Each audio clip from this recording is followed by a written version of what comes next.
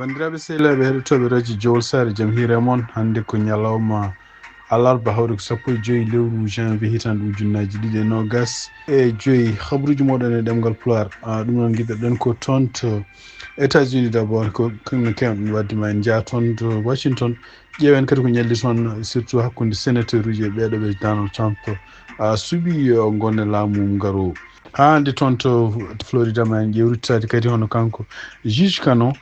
décision makko ƴefti fiide wonde ko rapport Jack Smith wadde enquête nano fat Trump ko ma woppu ɗum wona public habaruji men international ko ɓuuri mawnude hen guiɗoɗen ko toon to Gaza e tugnade kadi ko yalti e journal uji aduna ɗi fof hono kamɓe Israël naɓe e kamɓe Hamas ɓe mbawi jaɓodirde pour dartinde guerre habaruji men international manam en toon to Sénégal so heeƴi toon to Sénégal ko fati kanko Farba Ngom holto ɓe jarata ko fati décision yimɓe assemblée nationale walla laamu kanko Bachir Diomaye Faye ittude ɓorde mo kanko Farba Ngom e won nattude wonde député e kadi toon to Burkina Faso ƴeewen ko ɗum woni titre uji men ɓurɗi mawnude oɗo journal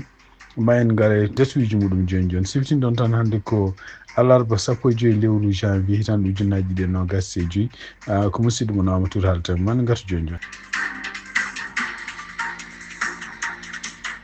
bandiraɓe sehilaɓe heɗotoɓe radio jowol sare haɗe men nadde habaruji men gaddani ene wayno ko d' abord ko fate e weeyo siftinde on tan ko cumuji gonɗi toon to Los Angeles enen continue ha oɗo saha joni ene wayno ko fama tan hono ko yimɓe loskoɓe ko fate cumgu no ardi ɓe keeɓi oɗo saha joni kene won 150 gueɗe ɗe ganduɗa walloɓe andude holko woni sababu jeygol ngol ɗum noon e wiide mabɓe kadi jeygol ngol eɓe jogui caméraji gonnoɗi e laabi eɓe jogui kadi caméraji ɗi ganduɗa enne taw ko laamu jeeyi ɗum eɓe jogui kadi e kadi won seedanteji keeɓe won gueɗe won siftinde ɗon tan enquête ɗum ko goomu États-Unis biyeteɗo ETF oɗo goomu noon e wayno ko donc bureau enquête o ko fate alcool ko fate simmeji ko fate kadi pétrolaji kaɓirɗe e ko fate kadi pettoje ɗum mbiyata ko ATF donc kamɓe mbaɗata enquête o ko jiida e ɗum noon e wayno jeygol ngol nen continue oɗo saha joni nokkuji ɗiɗi toon surtout yenno toon to wiyete Eton yiyama e ñalawma he ni hono kamɓe yimɓe liggotoɓe poste eɓe goni e auto ji mabɓe kono noon e wayno ko bureau mabɓe kamɓe oɗo poste ene wayno ko fof koko suumi ha laaɓi wuuro wongo ko kadi ko toon to nokkuji gonɗi toon to Palissade ɗum kadi ne woni jeygol ngol hande nan toon hendu noon wiya noon ene wayno hendu ndu ustima doole kono e wayno kamɓe hande kamɓe pompier ji ɗi eɓen continue habde ko fate jeygol gongo toon to Palissade noon ene wayno ko inspection toon continue gasi toon to Palissade kono ɓe jamirani tawa hay goto artu e ngoɗon wuuro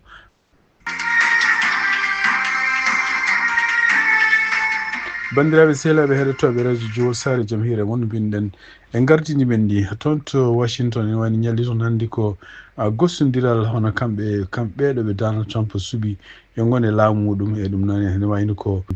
wayno ari toon hannde ko kanko Mercredi kañum suuɓa yo won affaire étrangère ene wayno kadi hono kanko Pamela Bandi kanko suuɓa yo won toppitiɗo ko fate justice mo États-Unis ko ɓuri teskitede tan e surtout yenno ko haaluji hono kanko Marco Rubio e kanko Pamela Bandi ɗum noon kanko Marco Rubio ene wayno ko d' abord ɓe namdi mom ko fati en affaire Cuba siftinde toon kanko Marco Rubio jinnaɓe makko gummi toon ko Cuba e ɗum noon koye laamu Fidel Castro e nder wiide makko noon o wi ko Cuba foti hande ko woppede wona e leyɗele ɗe ganduɗa wiyeteɓe ko kañumen ñaññinte wat boniyankol ɗum noon siftinde on tan ko balɗe tati ɓennuɗe hono kanko président Joe Biden e wayno ittino Cuba e oɗon liste ɗum noon e wayno ko kanko Marco Rubio wi ko ɗum ɗon il faut ko ɗum ɗon ƴewte ko jiila e ɗum kanko Marco Rubio kadi o jaɓani jabade no fewi ko fate e Greenland ɗum noon ko hono kanko Donald Trump ko haalano oɗo dumunde fof wiide wonde ko Greenland mawo ƴeftu militaire ji makko jaaha toon kefti Greenland ko mbatta ɗum États-Unis wiide makko kanko Marco Rubio o wi ko Greenland ɗo sibabude woni koye duundi e kadi gueeƴi dewoɗo sara muɗum gueeƴi Arctique so tawi kamɓe États-Unis ɓe mbawino jeenoma koye États-Unis walla jeenoma koye Amérique du Nord walla koye Amérique ɗum ɗon kadi ma wallu hono batoji dewoji ɗon ɗi taw wona kene adde caɗele no fewi ko fate sécurité o haali kadi ko fate en Panama canal Panama ɗum ɗon kadi ne wayno ko kanko Marco Rubio wi wonde ko leydi Panama ko état ballodiro États-Unis e kañum kono noon ene waɗi caɗele kewɗe gonɗe hakkude Panama e États-Unis surtout ko fati e oɗo canal moɓe kalata ɗum ɗo ko hunde fonde réglede ko fati ko ɓuuri raɓɓide kanko bandi Pamela Bandi on siftinde on ko kanko meeɗi wonde kadi toppitiɗo ko fati e justice toon to Florida e kanko kadi nden wayno woteji hitande ujunnaji 2020 caggal nde Donald Trump sali nde omo jeeyano e yimɓe darinoɓe surtout yenno darinoɓe tawne ko avocat ji darinoɓe kadi toon to surtout Fox News kene mbiya wonde ko woteji ɗi gagnata donc ene wayno ko namdama namde kewɗe ko fati en est ce que mo wawi haalde hol gañiɗo woteji hitande ujunnaji 2020 o wi wonde ko président Joe Biden kañum woni président mo États-Unis nde puusa o wi wonde ko kaɗon haala tan o reftata caggal muɗum kadi o haali gueɗe kewɗe ganduɗa surtout yenno so tawi kanko biyeteɗo Adam Schiff o namdimo o wi wonde ko omo siftina kanko Kamala Bandi ene wayno ko ne rewnoɓe hewɓe wonɓe rewɓe ɗon hewɓe taw ɓeɗon kadi ko yimɓe ɓe ganduɗa en miiji mbino wonde ko conflit intérêt alata hakkude mumen e laamu Donald Trump ɗum noon ko laamu gadanu kesu ngu est ce que kanko Pamela omo ɗamini wonde ko ɗum ɗon ma ɗeɗon caɗele mo jogoy ɗum donc ene wayno ko wawi wonde fa sifti toon Adam Schiff kañum hoore mum ko représentant to Californie wonno ko noon ko gontude joni sénateur o wi wonde ko aɗa wawi wiide wonde ko aɗa gonɗini wonde ko jiɓodiral jogorani arde hakkude maɗa e Donald Trump surtout ko fati e Donald Trump forsudemo yawat gueɗe ɗe ganduɗa yiɗa kono noon siftindema ko Jeff Sessions kañum wonno ministre toppitiɗo ko fati justice gadano kañum idi dañji ɗeɗon caɗele caggal mum Bill Barr kañum hoorum haalino la même chose kañum hoorum dañi caɗele ɗeɗon hakkude muɗum e Trump sibamude Trump wiide ɗum yo wadde ko wonani wadde so tawi an arte maɗa ma même probléme arte ma e kadi holko jogorɗa wadde pour jabade ɗeɗon pour habde oɗon conflit walla habde ɗeɗon caɗele ɗe ganduɗa forsudema yawat gueɗe ɗe ganduɗa hen a yamiraka ɗum ɗon ko hunde jogorde mawninde indema walla bonnude kala ligguey mo liggotonoɗa ɗum noon paama ɗum ɗon ko wawi wonde fof ene woni kanko Pamela Bandi d' abord jaabi o wi wonde ko e nder gardugol makko ko fati justice o jogorani jabde hen kala yimɓe ɓe ganduɗa hen ko lundiɓe Donald Trump ene tawne kañumen koye men ene gaara ene tampine o wi wonde ko won haalluji ɗi o jaɓani pour wiide wonde ko yimɓe arɓe ɗo e États-Unis immigré ji kañumen koye mumen wayno ene bonna ƴiƴam américain ji ɗum ɗon ko ɗiɗum ko donc jiida e ɗum ɗon hono kamɓe kadi sénateur uji ɓe mbawi fottude kadi hono biyeteɗo Sean Duffy kañum woni toppitiɗo ko fate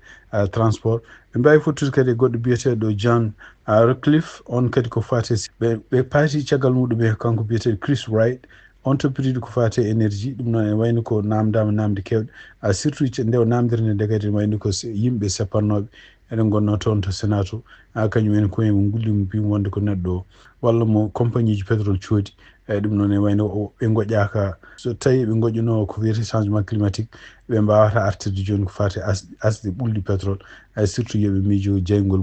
gongol toon to Californie ngol ko fate makko kanko Russell Vought ɗum noon ko toppitiɗo ko fate budget directeur budget o haali o wi wonde koye sibabu ñamale kalisaji ɗi États-Unis weelotoɗi ene wayno ɓeydi ñamale États-Unis ha toyi no fewi ɗum waɗi nder question ngaji ɗi o namdirano o salima jabaten ko fate so tawi kamɓe laamu makko kanko Donald Trump so ari ene jogori wallude Ukraine e kalis États-Unis wino ene walla Ukraine ko heddino e kalis ko ɗum noon donc ko wawi won fof ɗo joni ene ɗamina hono janggo hono kanko nomaɗo yo ardu toon to FBI kanko nomaɗo yo ardu toon to FBI hono Kash Patel kanko waɗa mo Dia fotte sénateur uji donc ɗo woni ɗoɓe jarata oɗo saha joni ene wayno ko kono ko teskira tan ene wayno ko ɓeɗo foof arɓe hono kanko Peter Exet ene wayno ko kanko woni tan mo ganduɗa en wiyama haalluji mum ndewani lawol andaka taw so tawi mo jogori dañde yimɓe yonɓe pour wotandemo pour ko fate beele kanko hoore makko mo continue wonde nomaɗo pour yo ardu défense mo leydi ndi ko jiiɗa e ɗum ɗon ene wayno ko kanko Mike Pence tugnade kadi habruji jaltuɗi ene wayno ko organisation mo ardi walla organisation mo jeeya ɓe bindi lettere ɓe mbi faade sénateur uji républicain ji pour wiide wonde ko kala page bawɗo waɗede yoɓe calo wallude hono Kennedy ha waɗe confirmé pat ɗum ɗon fof ene wayno ko sibabude e lettre mum noɓe mbindi ɓe mbi wonde ko Kennedy won gueɗe ɗe haali hen ko fate avortement ɗum ɗon ko gueɗe ɗe jadani e diine chrétien walla catholique eji e ɗum ɗon kadi ko jadani ko ɓe gonɗini ne foti wonde ko wawi wonde foof ɗum ɗo kadi ene wayno ko kanko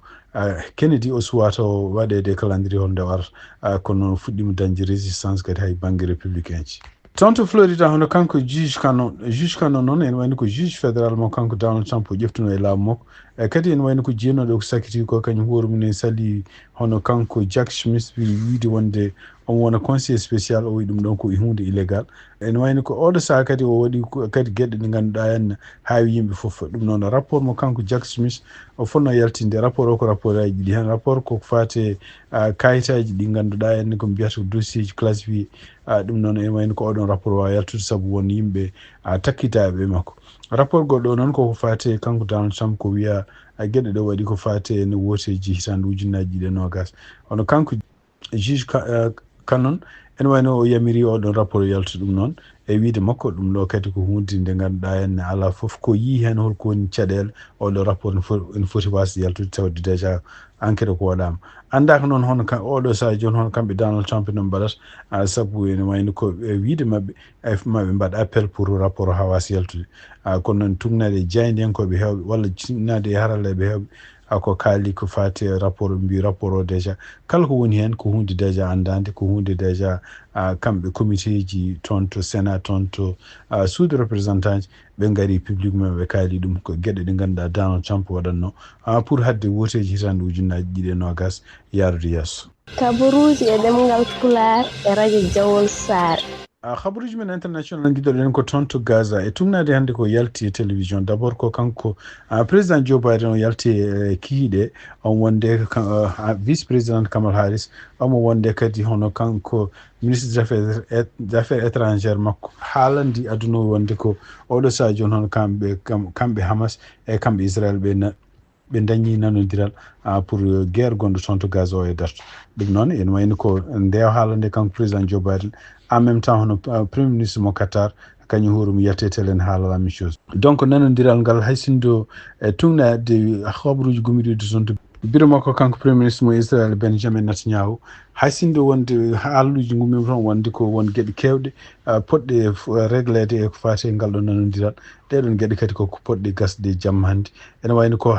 kamɓe ɓeɗo ɗiɗo mo premier ministre mo Qatar e kanko premier ministre e kanko président mo États-Unis Joe Biden ene wayno ɓe mbi wonde ko nanodiral ngal fuɗɗoto e nokko ñande 19 lewru janvier e ngal ɗo nanodiral noon ɓe e wiide mabɓe kadi e date uji surtout mo kanko premier ministre mo Qatar o haali o wi ko phase uji tati woni hen phase gadano ene wayno waɗata ko jonte jeegom e o ɗeɗon jonte jeegom ene wayno ko mbi ko deƴere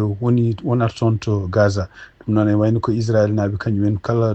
dole en jogino nokkuji ɗi ganduɗa hen taw ko yimɓe civil en goni toon to Gaza koko jaltata toon e kadi ene wayno ko yimɓe hewɓe ɗum ganduɗa taw ko kamɓe Hamas ɓe dano ɗumen ɗum noon ko yimɓe otage uji ɓe garti ɗumen ɗiɗon otage uji ne jeeya hen taw ko rewɓe en jeeya hen kadi yimɓe nayɓe en jeeya kadi yimɓe gañiɓe en président Joe Biden o wi ko américain ji ma jaddodire mabɓe ma liggodire e mabɓe kamɓe Israël e Palestine pour webnude ɗum ɗon donc e wayno oɗo saha joni hono Hamas wawi wiide wonde ko ma woppi 33 Israël naaɓe ɗum noon e wayno ko pour oɗon saha taw kamɓe Israël naaɓe kadi ɓe goppa kene abbo e ujunere neɗɗo donc kanko président Joe Biden nde o haalande ene wayno koni journaliste uji namdi ɗomi wi wonde ko est ce que kanko président kesso garo Donald Trump omo foti rokkede crédit kadi saabu yimɓe makko kañum koye nullaɓe makko enen jeeya e wonnoɓe toon to Qatar tawne gonde e nullaɓe kanko président Joe Biden ene wayno ko kanko président Joe Biden o wi d' abord ko ɗum ɗo ko o plan mo wanno guila e lewru mai hitande ujunnaji ɗiɗi no gasne kono ɗiɗi ɓen ngol ko président ji États-Unis ko mbaɗata ko kañumen koyemen wal liggodirde e wawde ƴewde dañde jaam o wi hansinde ɗum ɗo joni waɗa koye pendant ko laamu mabɓe gasani ene wayno ko équipe garo o ko kañum continta wadde oɗo plan ko fate cessez-le-feu holno yaari yesso wadde siftinde on tan ko kanko Donald Trump ene wayno ko nelaɓe makko e gonno toon to Qatar ene gonde kadi nelaɓe hono kanko président Joe Biden ko wawi wonde fof ko kamɓe ɗiɗo délégation ngaji ɗiɗi laamuji ɗiɗi laamu jalto e laamu naato ngo kamɓe liggodi toon ha oɗo cessez-le-feu waɗi ko way wonde fof ene wayno ko oɗo sesel fof kadi waɗi ko caggal nde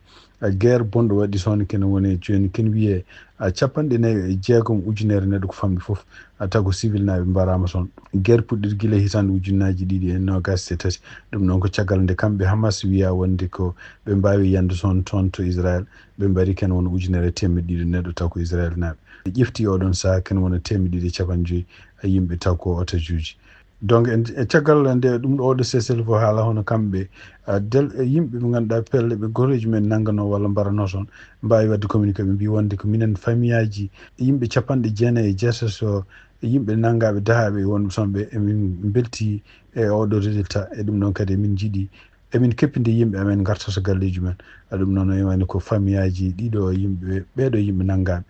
yimɓe dahanoɓe wonɓe toon donc sifti noon tan e wayno ko kamɓe Israël naɓe aussi ɓe mbawi perdude ken won 4 e yimɓe joyota ko soldateɓe mabɓe mbarama toon e oɗo guerre barɗo ken won 56 ujunere nder Palestine najo habaruji men international hande toon to Sénégal kadi e tugnadi ko Sénéweb windi ene wayno ko kamɓe mbiyata machine parlementaire mo assemblée mabɓe national fate guittugol immunité ko hono kanko député biyeteɗo Mouhamadou Ngom Gandiraɗo Farba Ngom ene wayno donc ene wayno ko caggal nde kamɓe bureau assemblée nationale e kamɓe kadi ardiɓe kadi président ji conférence toon to assemblée nationale nde ɓe ndendi ɓe mbawi kadi ene wayno wiide wonde ko ɓe ƴefti commission kañum ƴewata ko fate immunité makko kanko maire mo Agnam e ɗum noon ene wayno ko ɗum no fuɗɗoto ko alhamisa janggo ɗum noon ene wayno ko commission en kañum hoore mum ƴewtoto lowaji patuɗe ene ko fate ene koɓe jiiɗi wadde makko kanko Farba Ngom ko wat ittude immunité makko e caggal muɗum te soɓe gasni ñande 17 lewru janvier ɗum noon ko aljuma débat muɗum pour ittude ɓordemo kanko hoore makko ittude immunité makko kanko Farba Ngom ɗum noon firti wonde ko so immunité makko ittama firti wonde ene wayno ko ñaweteɗo e kadi ene wayno ko ɓoreto wonde député ko ɗum waɗi hono kamɓe APR ɗum noon ko parti mo kanko ancien président Macky Sall ardino ene wayno ɓe mbaɗi riposte uji lettre ɓe bindi ɗum lettre o kadi ene wayno ko koɓe kaali hen ɓe taki ko Ousmane Sonko ɓe taki kadi ko laamu hono Bassirou Diomaye Faye wiide wonde ko laamu ngu ardi ko dolago ardi kadi ko takkude hono Farba Ngom e kadi ene wayno ko gueɗe ɗe ganduɗa en laamu ngu en hutorto ko en kala ko wiyete justice mbi wonde ko laamu ngu en sibabude yidde weltinde hono biyeteɗo Ousmane Sonko nena hutoro dole ɗe wawi wonde foof pour yaɓɓude kuule laamu yaɓɓude kadi ndimagu leydi ndi komi leydi gandiru noon komi état de droit e kadi ene wayno ko bonnude kala ko fate fayidaji république Sénégal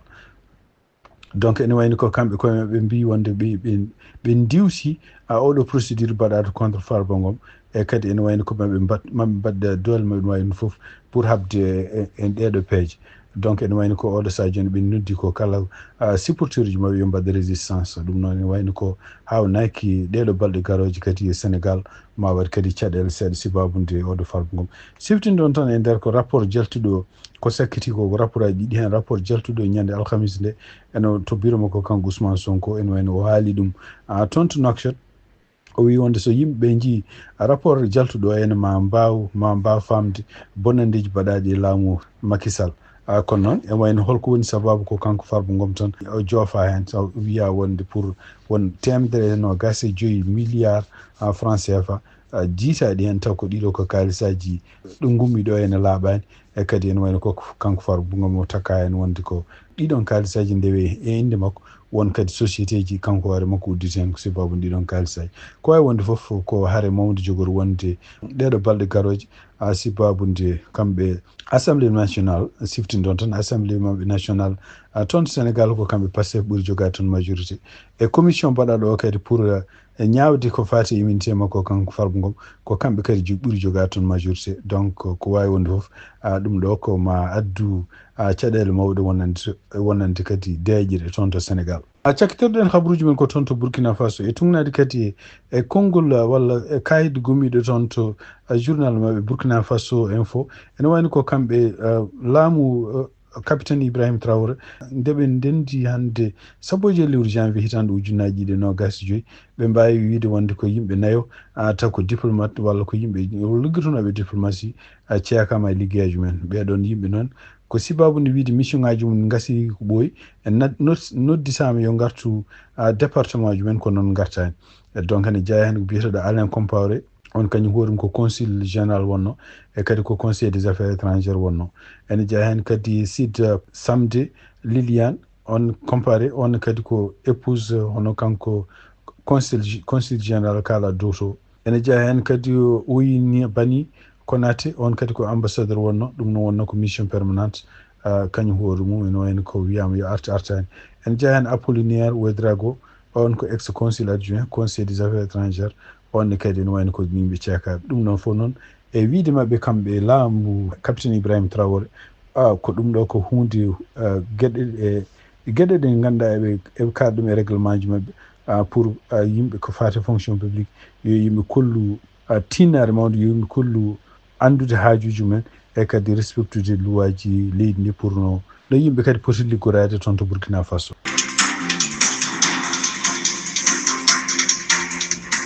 bandiraɓe sehlaɓe heɗotoɓe radio Diosar ko ɗi habaruji min jogon noon hannde oɗo ñalawma alarba ko 2 lewru janvier hitande ujunnaji 20 yen mbaalo jaam ha jankore on jarama.